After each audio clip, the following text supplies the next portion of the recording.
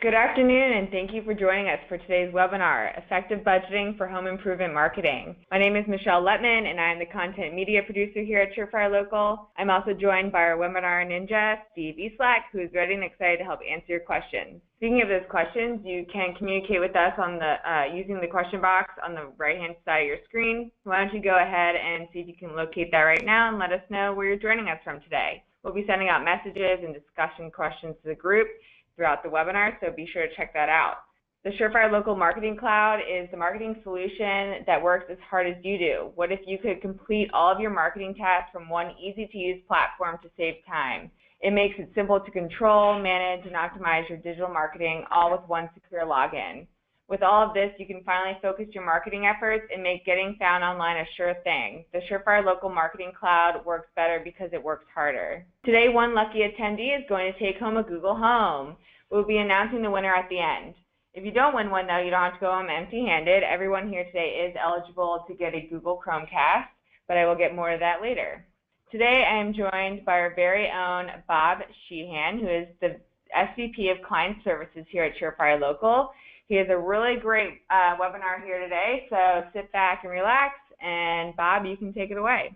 Thanks, Michelle, and good afternoon, everybody. As Michelle said, I'm Bob Sheehan. I work at Surefire, and my position is client services. And what that means is that me and the team that I work with are the people who talk to the clients. We manage all of the clients that we have, several hundred home improvement and home services and medical and a lot of other different kinds of companies.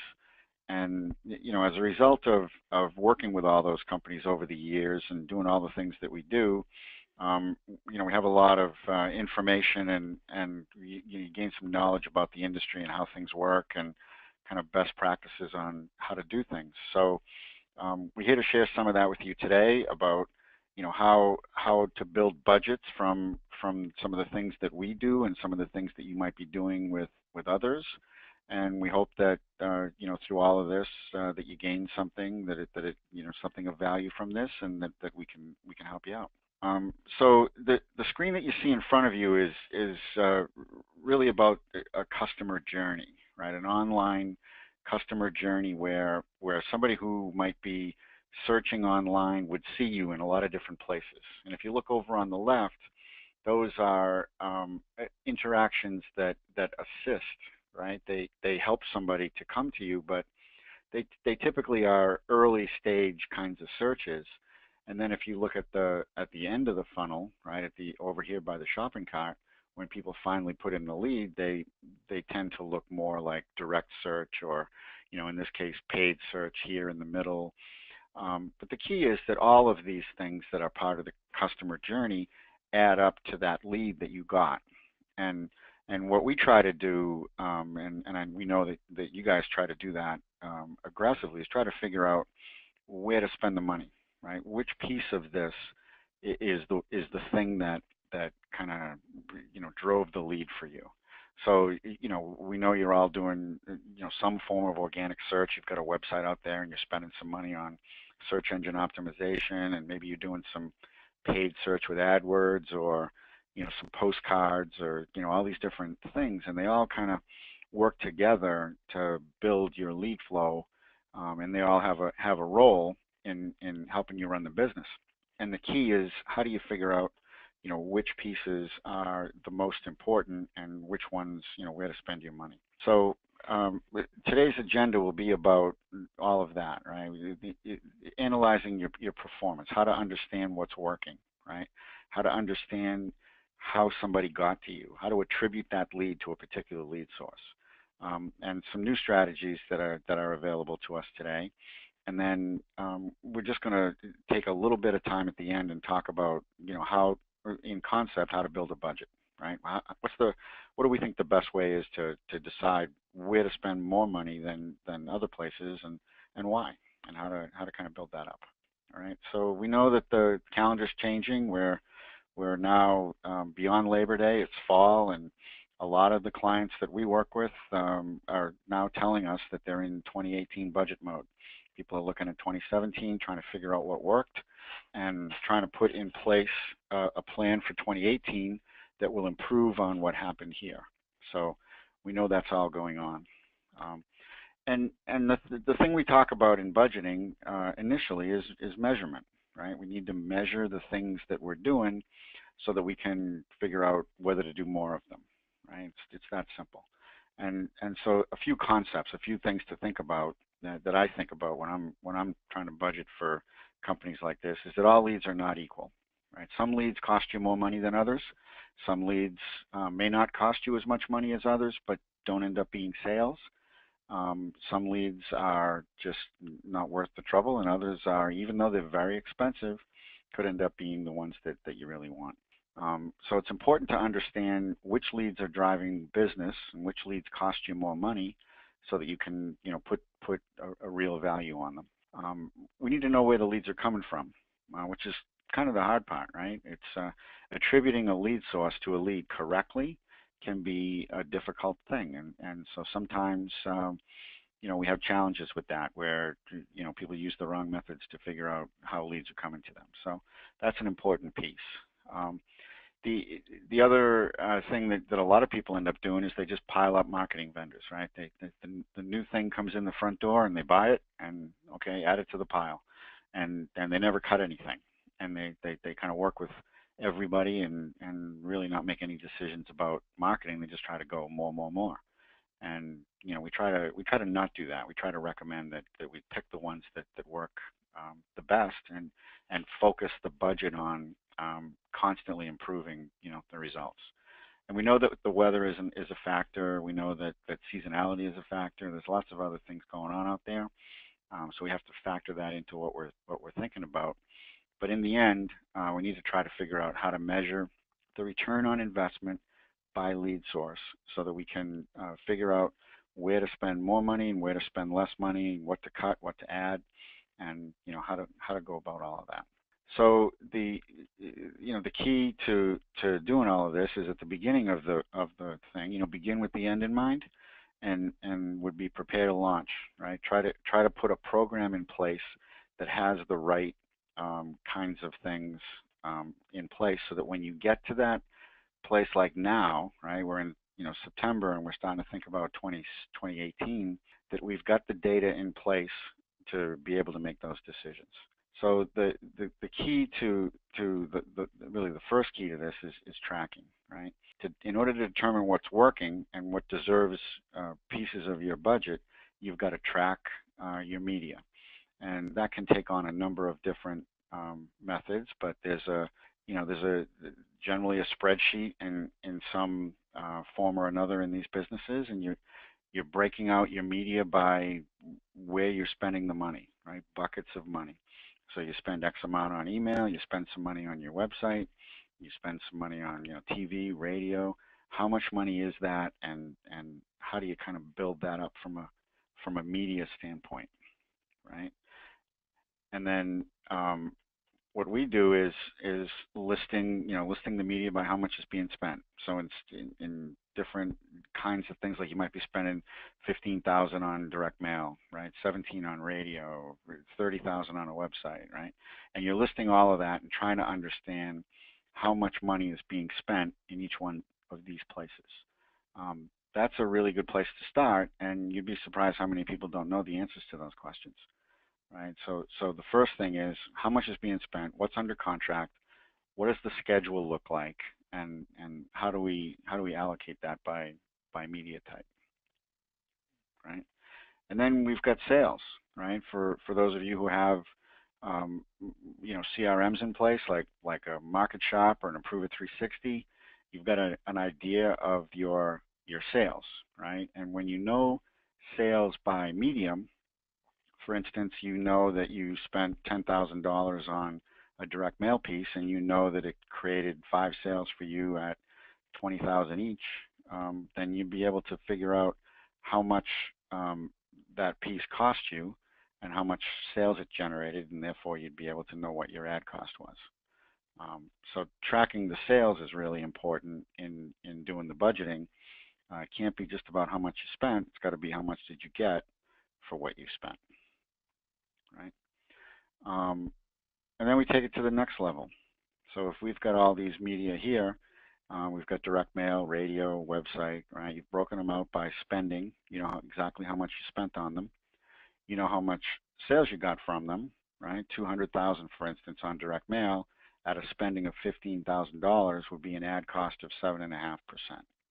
So the lower the ad cost, the better, right? You've spent less money to get a dollar of sales.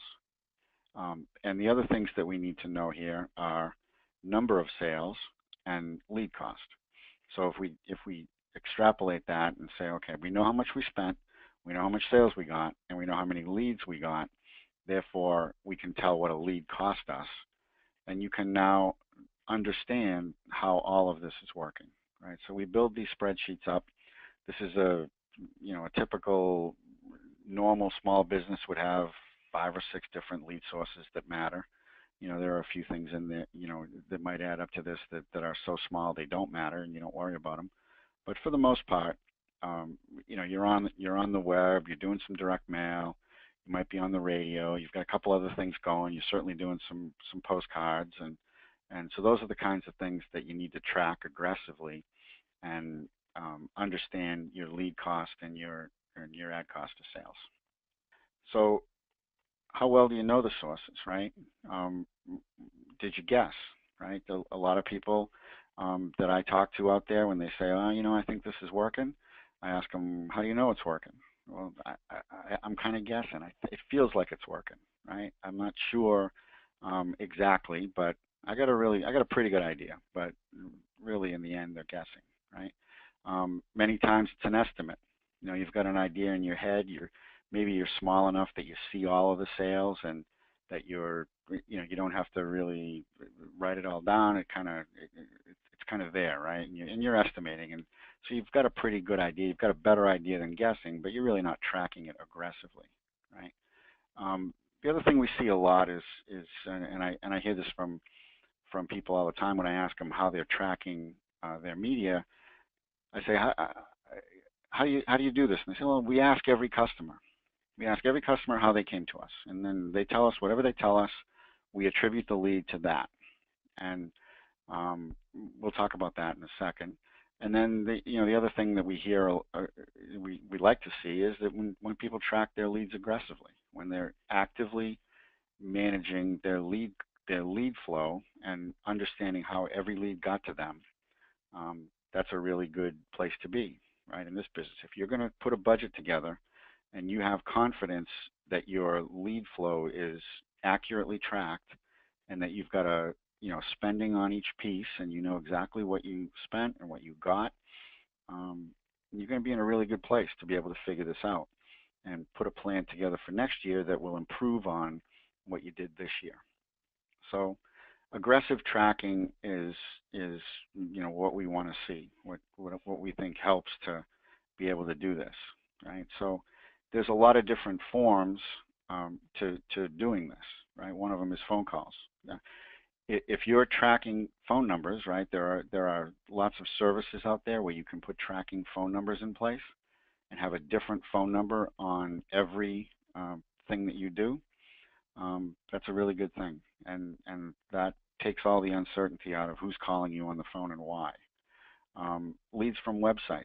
We try to source leads from websites back to where they came from, right? And there's a lot of methods that we can use.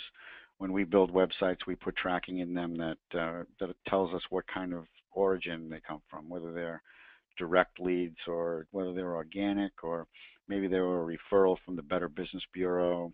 All of that stuff can be tracked on the web, and we like to see folks that attribute the value of that lead back to the original source, even if it came in from the website. So not just a website lead, but a website lead from some place, right? Almost everybody asks customers what made them call you, right? That's a very common thing. What I generally tell clients of mine when I'm talking about tracking is take that with a grain of salt. That's not always the best way, but it certainly helps to try to understand what's going on. And then when you have things out there, those of you who work with Surefire on marketing, you'll see a lot of times that we put UTM codes on links that come in. So if you have a display ad campaign, for instance, that you're running with AdWords, or maybe you're just running a straight AdWords campaign, or a placement with the Better Business Bureau, you can put a specific link on that so that when a specific code, we call it a UTM code, and what that does is when it comes into your website, it tells analytics where it started. So it actually tracks it back to the origin. And now you can tell, okay, well, this particular lead, even though it's a website lead, it's also a lead that originated with, Angie's List, or maybe you've got a different UTM code on the thing that you did with the newspaper last week, and so you'd be able to tell any leads that came from that. That's a really good way to try to understand, how all this is working. Phone calls, right? We use a different phone number for every medium. And when you do that, you know exactly what's going on, right? You've got 100% tracking certainty. So a call from a tracking number that's only in one place, can't be anywhere else. It has to be that thing.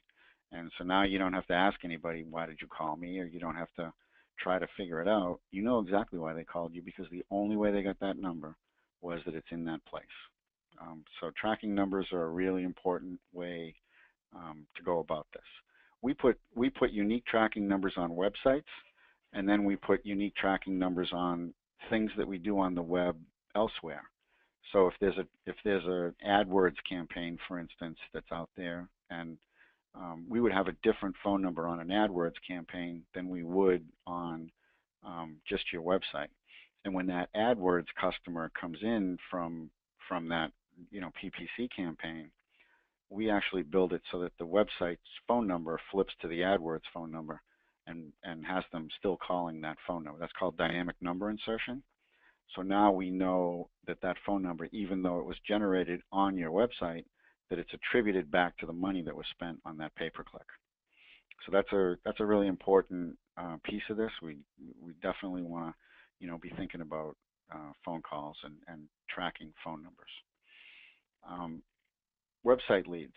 There's a lot of different ways to handle website leads, and we've already talked about UTM codes. We use UTM codes on external sources, referral sources that come from some other website. We also use subject lines. So when, for instance, if there's a form on your homepage, that form would have a subject line of website lead from www.website.com, right? And that's a straight website lead. It may be a referral that you're tracking on a UTM code, but for the most part, it's probably an organic lead, right?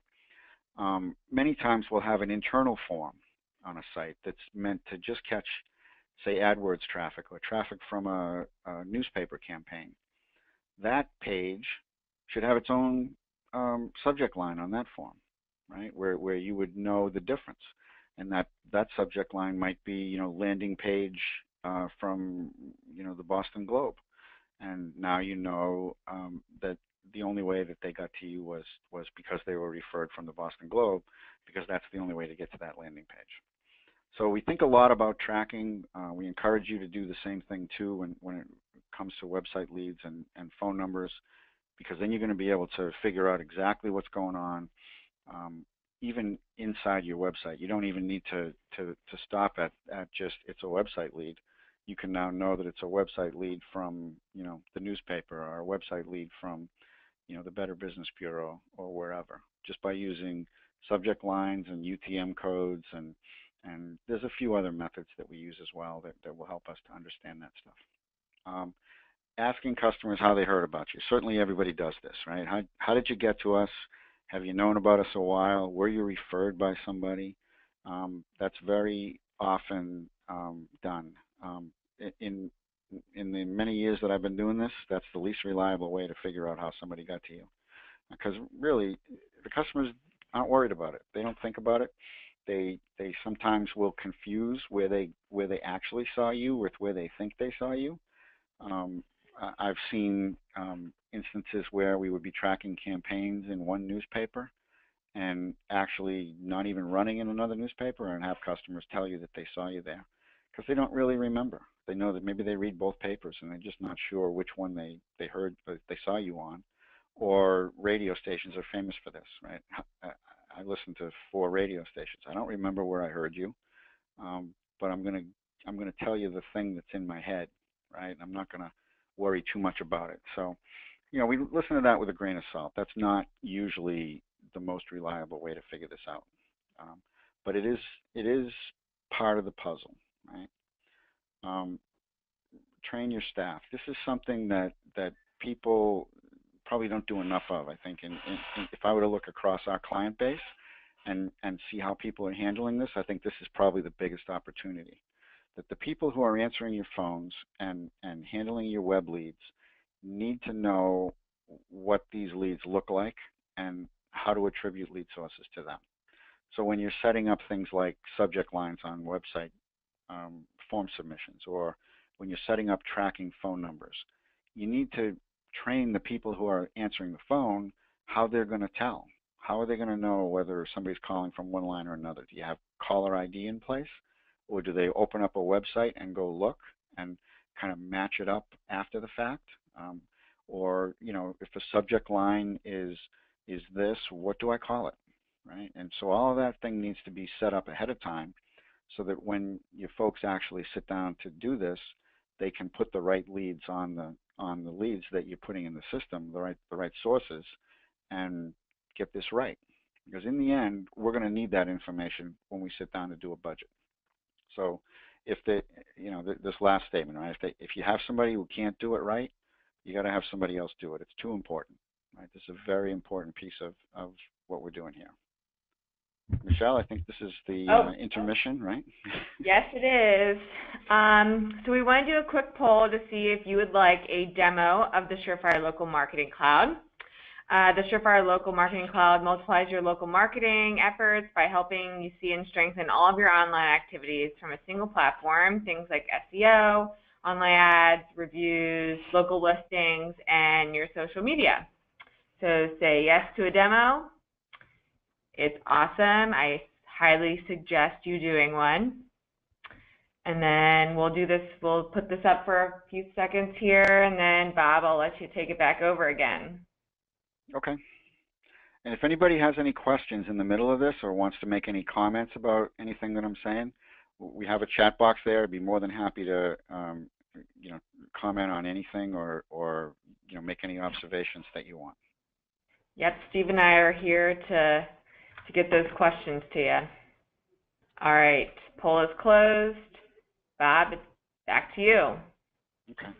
So you've done all of this work, right? You've built up all of this data, and you've got lists of leads, and you know where the leads came from because you've aggressively tracked them, and you've got phone call information about them, and you've got subject lines on your websites, and you've got all this information. Maybe you go back a couple of years.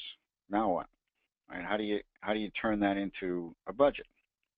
And so I actually used to do this. I worked in a home improvement company for a number of years, and this was exactly how we did it. We would take our lead source data, right, statistics by number of leads. So we would look at this and go, okay, number of leads, and rank it, right? So certainly the things that are at the top of this list are the things that we care the most about, right? If we've got something like, postcards down the bottom, and we did all that work on postcards, and we only got 6 leads, and if we trust the 6, right, if we really think that's the right number, then we're not too worried about that for next year because it's really not doing anything for us. But certainly something like, that generated 350 leads or 100 leads out of, a total of 500 or 600, that's a big deal, and you want to be thinking about that. So that's a good way to start, is to just try to figure out, okay, which ones matter the most, right, and how should I be thinking about this? And then lead sources, right, ad cost, right? So we want the ad cost to be ranked, and we want the good stuff at the top. So the things with the lowest ad cost would go to the top, right? And you see that the combination of the lowest ad cost and the highest number of leads points us in a direction of where we think we want to spend the most money, right? If I've got something with a low ad cost but I only got 6 leads on it, I'm not that worried about it.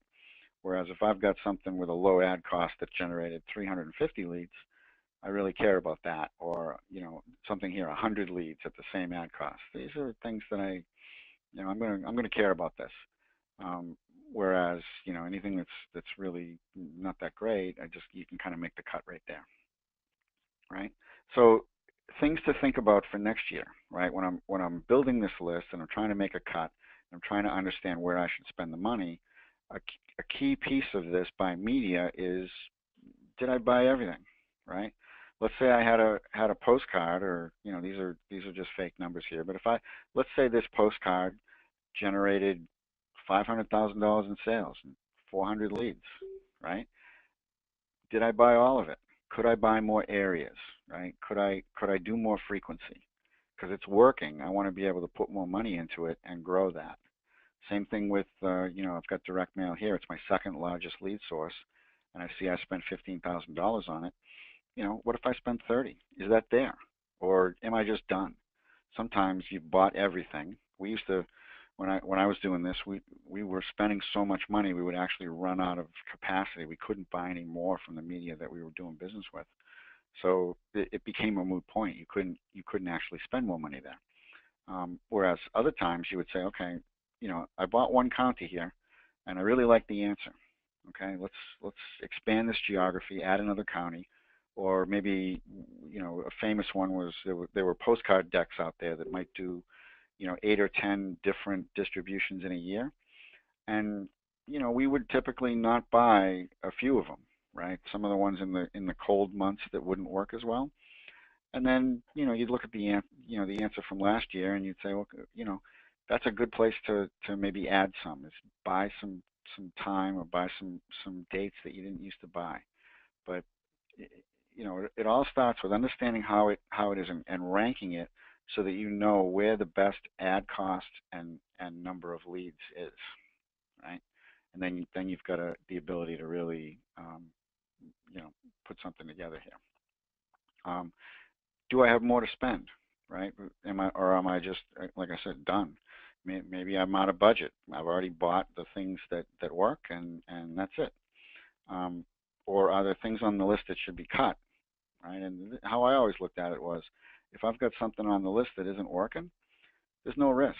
I'm not worried about cutting that, and that's money that I can put anywhere because it's already not working, right? So if I want to test something new, that's free. I'm already spending that money, and anything I get from that would be a positive, right? So I always took that kind of cut list, and if I had something that I did last year that generated very little, or I would take that money and try something new with it, and then you get a chance to kind of see if you can find a new avenue that would help you out. So we build it from the bottom up, build it from the things that work. Buy as many of the things that work as you can, and buy more frequency, buy more geography, go to the next thing, right? Then buy what you can there, and then you stop when it doesn't make sense anymore. Either you're starting to buy geography that's out of your territory, or you're starting to buy frequency that doesn't make sense, or you're buying seasonality that's not in your wheelhouse. It's not a right time for you. And if you do that, where you buy the best thing first, buy all of it. Buy the second best thing, buy the third best thing, you'll always be maximizing the results, right? Rinse, repeat. If you do this exercise annually and monthly, and these are seasonal businesses, right? So you got to remember that it's different in December than in June. And then you stop when you spend the budget.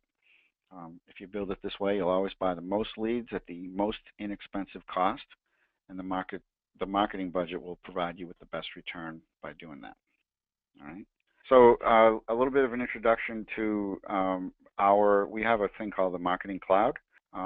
So what if your marketing could work harder? This is a little bit of it a little bit dovetails into what we've just been talking about, where the thing to know is what's actually working. So in the cloud, we've got dashboards here that tell you, certainly for all of your internet stuff, how much traffic is being driven, for instance, by each different thing that you do, and so we can track all of that aggressively in here, and then understand how to make changes to it. So what we've created is a single platform that allows you to see and strengthen all your activities, all from one place. So if you look at this diagram, the way we look at an online marketing presence is that it's a little bit of everything, right? It's and. So you've got a social media, you've got directories, you've got reputation monitoring, websites, pay-per-click. All of these things are individual media, like we talked about earlier, and all of them have ROI attached to them, right? And the purpose of the cloud is to try to figure out which ones are driving the best ROI, so that again you can make the most decisions, and you can not only see what's working, but do it better, right? Strengthen all your activities by using the data that you see here. And even on Google, right? If we're looking at just the first page of Google, you can see that there's different decisions to be made, right? There's 3 different media going on here, just on Google. You've got the AdWords at the top. You've got usually there's a few slots at the top that are AdWords positions. That's a separate spend, and you want to track that differently than the rest of it, right? We've got organic SEO, which is search engine optimization, and that's getting the site naturally ranked. And then in the middle, the local SEO, which is the maps.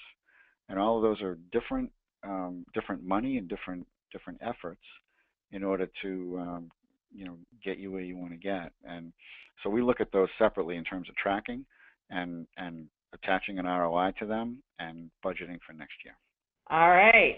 So before we move on to the exciting Google Home winner, we're going to do another poll today. As mentioned earlier, we're offering a free free demo of the Surefire Local Marketing Cloud for all attendees, and then you would get a free Google Chromecast if you attend. Surefire Local multiplies your local marketing efforts, like I said earlier. There's 3 items that go to this: see more, do more, and get more help. That is what the Surefire Cloud does. We call this hardworking marketing. It's why in a notoriously high churn industry, people who experience our platform stay with our platform. And it's why major multi-unit organizations and thousands of local businesses across the country partner with Surefire Local. So we'd love to show you some specific ways that you could make your own marketing work a lot harder. So please say yes to a demo. And then we will get on to the really exciting thing that I know everyone has been waiting for, and that's the Google Home. We'll take another few seconds here, and we will get to that. And Michelle, if I could, I'd just like to take a second and talk about the thing that you just said, the see more, do more, get more help. Yes. And we talk about this a lot around here, and we just built this platform over the last several years. Originally, it was built to help all of the coaches that we have who manage the clients, right? We needed a way to bring all of the data together and get everybody easily to be able to see what was going on. And so it originally started as a dashboard, and all we did was we put it in the hands of the coaches, and we helped them to kind of manage their clients. And then over the course of the last couple of years, we've been making it available to clients as well. And when we started to give it to clients, it became more of a do more piece, right? We wanted to be able to enable clients to do things on the cloud in addition to just getting information. So we knew we could bring in a dashboard and let them see things. And it's okay to see things, but now what, right? What am I supposed to do with that information? So that's what we're focused on now, is bringing things into the cloud that can help folks like you impact your businesses, right? Set up campaigns, make adjustments to AdWords campaigns, for instance, or change your directory listings, or there's any number of things that you can do in there. And we have a roadmap of things over the next couple of years that will provide more and more and more of that functionality, right? And then, some people like to do, and some people like to kind of get involved, and others just want some help, right? And so we evolved into this kind of see more, do more, get more help. And when you need more help, it's very easy to get. We've got built into the cloud a help desk that can, either talk to you about anything that's going on, or you can actually request them to do something for you. Or we have, varying levels of engagement with coaches where you can have them either, just kind of help you understand things, or you can have them help you do things as well. So that's what See More, Do More, and Get More Help is all about. And I think it encapsulates exactly what's going on in the cloud and why that's important to customers. Yeah, that was great. All right, so Steve just closed up the poll, and now we are going to announce the Google Home winner. So today's lucky winner of the Google Home is Mark Barnes. Congrats, Mark. Please email marketing@surefirelocal.com with your full mailing address, and we will ship that right out to you. Thanks again, Bob, for joining us today, and thank you to all of our attendees. Please be sure to join us for more upcoming webinars. For details on upcoming webinars, you can check out surefirelocal.com. We have a link at the top of our homepage. If you were napping during our poll, I'll mention one last time that we are offering a free demo for our Surefire Local Marketing Cloud, and you can get a free Google Chromecast with that. So just email marketing@surefirelocal.com if you are interested, and also please take a minute to fill out the survey at the end and let us know how we did today and what topics you would like to hear about in the future. Thanks again, and have a great afternoon. Thanks very much, people.